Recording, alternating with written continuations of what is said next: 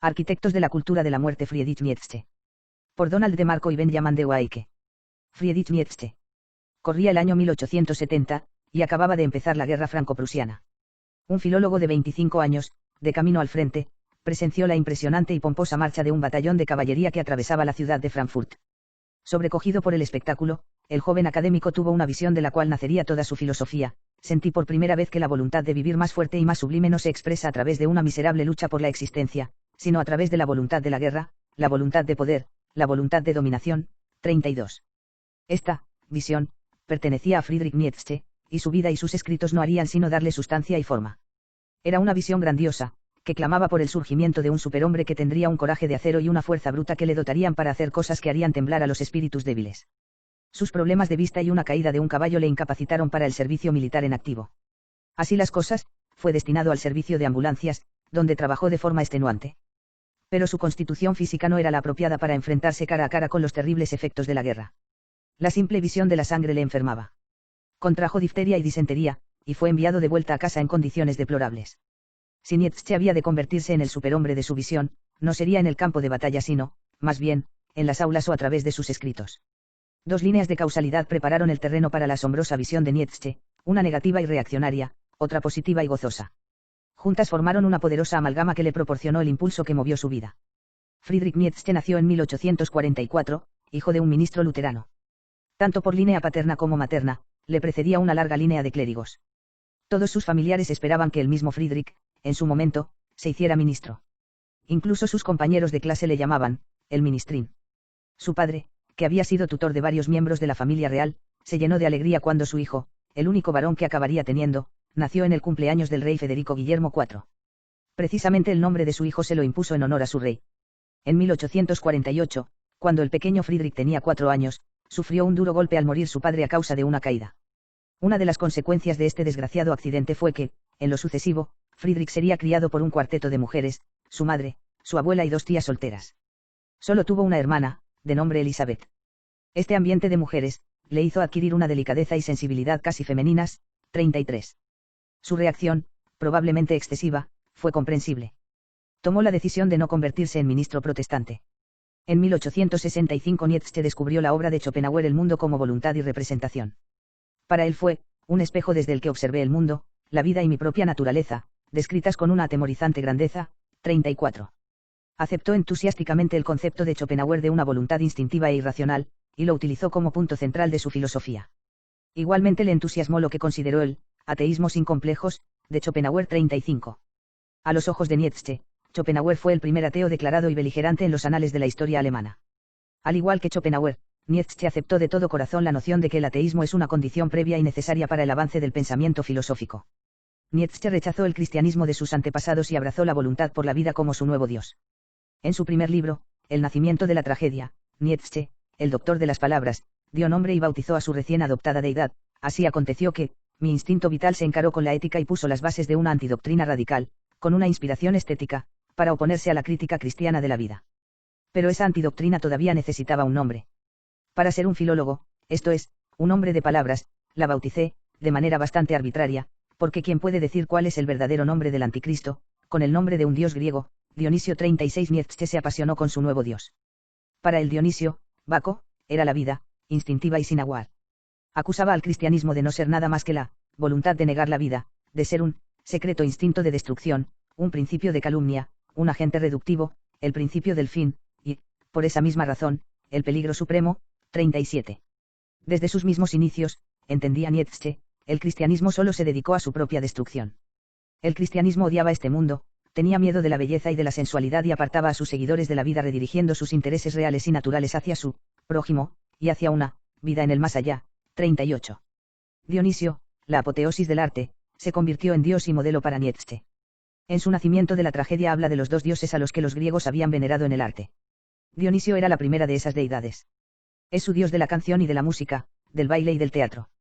Es también su dios del vino y de la rebeldía, del gozo en la acción, del movimiento estático, del instinto y de la aventura y, sobre todo, del valor ante el sufrimiento.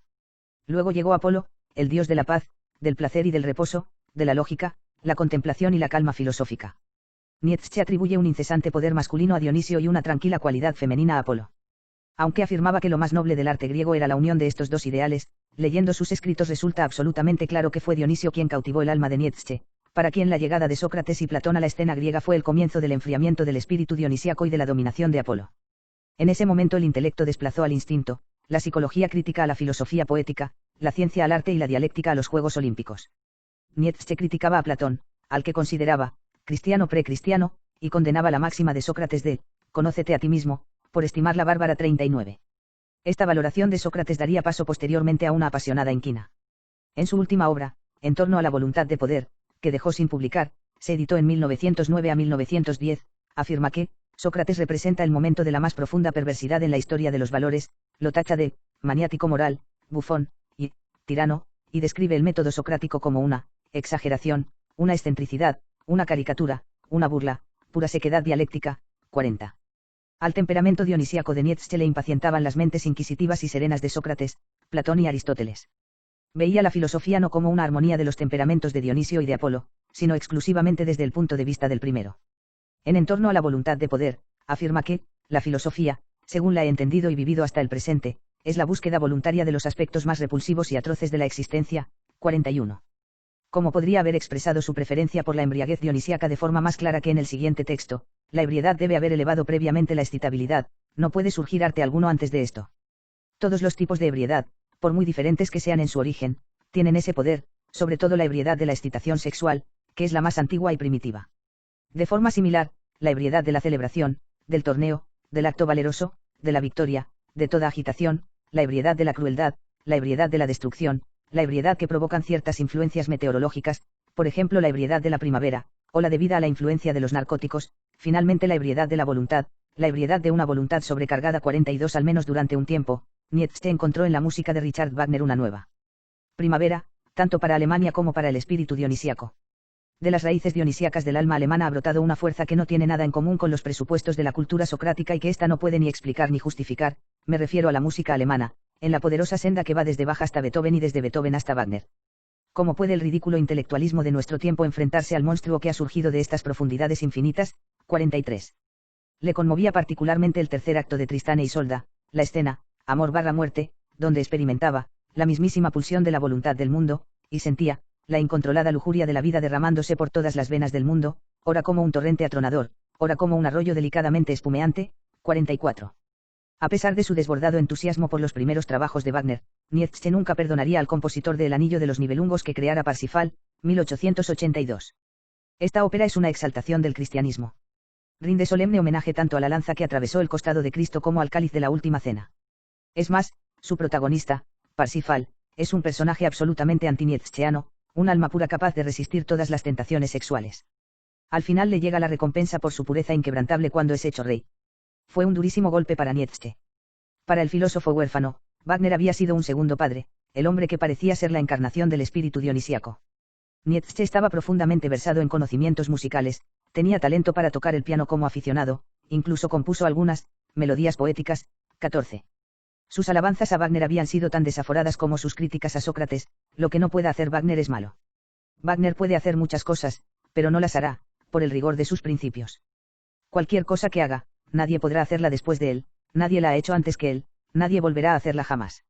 Wagner es un dios. 45. Pero después de Parsifal, Nietzsche no perdonó a su antiguo modelo, a quien no volvió a dirigirle la palabra. Se quedó así huérfano por segunda vez.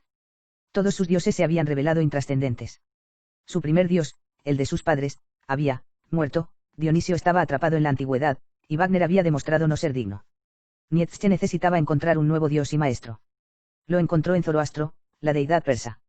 Así las cosas, en 1883 escribió su apasionado poema filosófico, su obra maestra Así habló Zaratustra. Sería su contraataque dionisíaco y anticristiano a Parsifal. Puedo cantar, y cantaré, aunque esté solo en una casa vacía y deba cantar solo para mis propios oídos. 46. Escribió el canto de su nuevo dios desde lo hondo de su soledad. Esta obra se mantiene en pie por sí misma, diría posteriormente de ella en su relato autobiográfico Ecce Homo, no metamos a todos los poetas en un mismo saco. Aunque juntásemos todo el espíritu y toda la bondad de todas las almas grandes, no podríamos crear uno solo de los discursos de Zaratustra. Los editores no mostraron tanto entusiasmo por su Zaratustra. Nietzsche tuvo que pagar la publicación de su propio bolsillo. Se vendieron 40 ejemplares.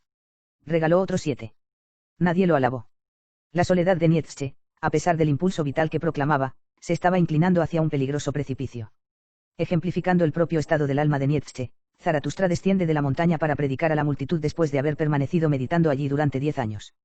La multitud, sin embargo, está más interesada en ver las piruetas de un equilibrista sobre una soga. El atrevido equilibrista camina sobre una soga extendida entre dos torres, lo que, para Nietzsche, es una metáfora. El hombre es una soga extendida entre el animal y el superhombre, una soga suspendida sobre un abismo. 47. Pero algo falla, y el equilibrista se desploma hacia el abismo, hacia la muerte. Zaratustra le levanta sobre sus hombros y se lo lleva. ¿Por qué has hecho del peligro tu vocación? Por eso te enterraré con mis propias manos. 48. Vivir peligrosamente es el consejo de Zaratustra. Levantad vuestras ciudades al pie del Vesubio, enviad vuestros barcos a mares inexplorados, vivid en estado de guerra. La vida de lujuria y peligros que Nietzsche promovía no podía sino atraer a la muerte. La imagen del equilibrista sobre la soga, que acerca tanto la vida a la muerte que hace que prácticamente coincidan, provoca una gran excitación. La vida nunca es vivida con más intensidad que cuando se vive al borde de la muerte. No soy un hombre, nos cuenta en su autobiografía. Soy dinamita. Este incesante énfasis en la propia voluntad que aparece en todas las obras de Nietzsche, especialmente en Zaratustra, deja poco espacio para pensar en el prójimo. Cuando Zaratustra, la voz de la autoridad última y de la sabiduría definitiva, dice: hermanos, no os aconsejo que améis a vuestro prójimo, os aconsejo un amor superior. 49, está alentando a sus seguidores a dirigir su mirada al distante superhombre.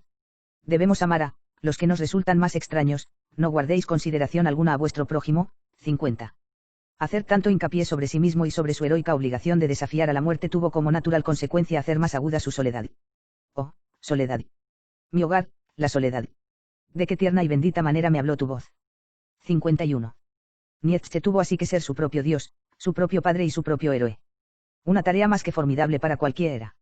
En 1889, a los 44 años de edad, el creador de Zaratustra, que había sobrellevado una mala salud durante toda su vida, sufrió un ataque de apoplejía. Se derrumbó en el suelo de su ático, desde donde garabateó frenéticas cartas a sus amigos que firmaba como Dionisio y el crucificado. Uno de los destinatarios corrió en su ayuda y lo encontró aporreando el piano con los codos, mientras cantaba y gritaba en un éxtasis dionisíaco. Lo llevaron a un asilo. Cuando lo examinaron en el sanatorio de Jena el 27 de marzo de 1889, como una muestra adicional de su locura, dijo al médico: es mi esposa, Cosima Wagner, la que me ha traído aquí. 52. El 25 de agosto de 1900, el hombre que tan apasionadamente creía en el superhombre falleció en total soledad.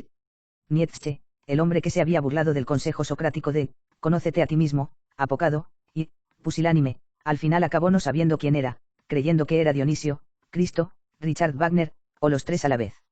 El filósofo William Barrett comentó, refiriéndose al triste destino de Nietzsche, que el que está dispuesto a descender a las regiones más bajas corre el peligro de sucumbir a lo que los antiguos llamaban los peligros del alma, los titanes desconocidos que yacen en lo más profundo, por debajo de la superficie de nuestro propio ser. 53. Nietzsche fue uno de los hombres más solitarios que hayan existido jamás. Al intentar convertirse en su propio Dios, cortó todos los canales de comunicación con los que estaban a su alrededor. No quedó nadie para ayudarle a saber quién era. Se convirtió en una víctima sacrificada al Dios que erróneamente identificó con la vida. Los titanes habían respondido como correspondía a Dionisio, que llevaba a sus seguidores hacia la locura de la destrucción, haciéndolos pedazos. Nietzsche idealizó la voluntad de poder. Al final acabó loco y ciego, y quedó, paralizado por la sífilis, al cuidado de dos mujeres, primero su madre y luego su hermana. Resulta paradójico recordar que antes había ridiculizado a las mujeres. En Zaratustra había escrito: la felicidad de la mujer es vuestra voluntad, frecuentas mujeres. No olvides tu látigo. 54. La pregunta que planteó en su obra La Gaya Ciencia, donde por primera vez habla de la muerte de Dios, ¿acaso no nos dirigimos hacia la nada infinita? 55, había sido respondida. El personaje que con el nombre de Nietzsche solía pronunciar estas palabras malditas no era más que un loco. Nietzsche escribió su primer ensayo sobre ética con solo 13 años. En él, describía a Dios como el padre del mal. 56. Ese mismo año puso por escrito su primera autobiografía, una tarea en la que se embarcaría no menos de 8 veces a lo largo de la siguiente década. 2 años después tuvo un terrible sueño, del que dará cuenta en su Ecce Homo. Se encontraba de noche cruzando un oscuro bosque, de camino a un pueblo luterano, cuando, un grito desgarrador procedente de un manicomio cercano, le aterrorizó. En ese momento se encontró con un cazador, de rasgos salvajes e imposibles, que le sugirió que cambiase de rumbo y se dirigiese a Teuschental. El cazador se llevó un silbato a los labios e hizo sonar, una nota tan aguda, que Nietzsche despertó de su pesadilla. La imagen sugiere que, en ese momento de su vida, el joven Nietzsche se encontraba en una encrucijada. De ella partía un camino que le conducía hacia el cristianismo luterano, la religión de su familia, el otro le llevaba hacia el humus alemán, primitivo y pagano. Este sueño no fue un suceso aislado, era coherente con otros sueños y visiones que Nietzsche vertió en sus escritos. Sabemos que rechazó el cristianismo, y que tomó la senda que le llevaría de vuelta a ese humus primitivo, y de allí al manicomio. Su intelecto se perdió en el caos, dijo de él el filósofo George Santayana. Su corazón se niega a sí mismo el consuelo de las lágrimas y únicamente encuentra alivio en la risa forzada y en las falsas esperanzas, las cuales no alegran a nadie, ni por supuesto a él mismo. 57. Como da a entender el comentario de Santayana, la impostura de Nietzsche al final se revela vana y nada convincente. Todos sus pavoneos y pataleos sobre que el mal es la única virtud verdadera y el bien el vicio más abyecto son simples poses. Su afirmación de que la leche es para los niños y el hombre fuerte debe estar bañado en sangre y alcohol rebasa los límites de la patología. Nietzsche fue siempre un niño que no llegó a crecer, como el muchacho que juega a la violencia, van, estás muerto, pero que al final, a pesar de toda su ferocidad, nunca deja de ser una oveja vestida con piel de lobo. A pesar de la triste lección de su propia vida, especialmente su trágico final, su influencia no tiene límites y su pensamiento sigue cautivando a mucha gente, incluso a los que no comprenden las implicaciones obvias de lo que dice.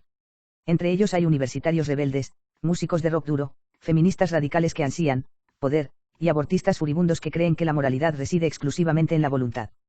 Pero hubo quien entendió claramente qué era lo que Nietzsche predicaba. Su influencia para sentar las bases del nazismo sigue siendo una cuestión discutida. En su crítico estudio Nietzsche, escrito en 1940, Crane Brinton hace la siguiente observación: punto por punto predicó, la mayoría de los principales artículos del credo nazi, la dislocación de todos los valores, el carácter sagrado de la voluntad de poder, el derecho y el deber de los fuertes a dominar, el derecho que solo tienen los grandes estados a existir, una renovación, un renacimiento de Alemania, y por tanto de la sociedad europea, que la élite nazi está haciendo para una parte incómodamente grande del mundo. 58. Brinton escribió estas palabras en los albores de la Segunda Guerra Mundial, y la historia pronto le daría la razón. Aunque Nietzsche no hubiera creído en el nazismo, está claro que el nazismo creía en él. Las ideas pueden ser más mortales que sus creadores. El hombre que se llamó a sí mismo Dinamita, era débil, estaba solo, y careció de influencia mientras vivió. En honor a la verdad, son sus ideas las que han sido dinamita. En Zaratustra, Nietzsche exclama: mejor no tener Dios, mejor crear el propio destino, mejor ser un loco, mejor ser Dios uno mismo. 59. Este es el sonido, tumultuoso y sin embargo frío, de un ego desesperado que se niega a ser lo que es y que, como desafío, amenaza con poner el mundo patas arriba. Es un pataleo expresado en forma poética. Pero sigue siendo estéril.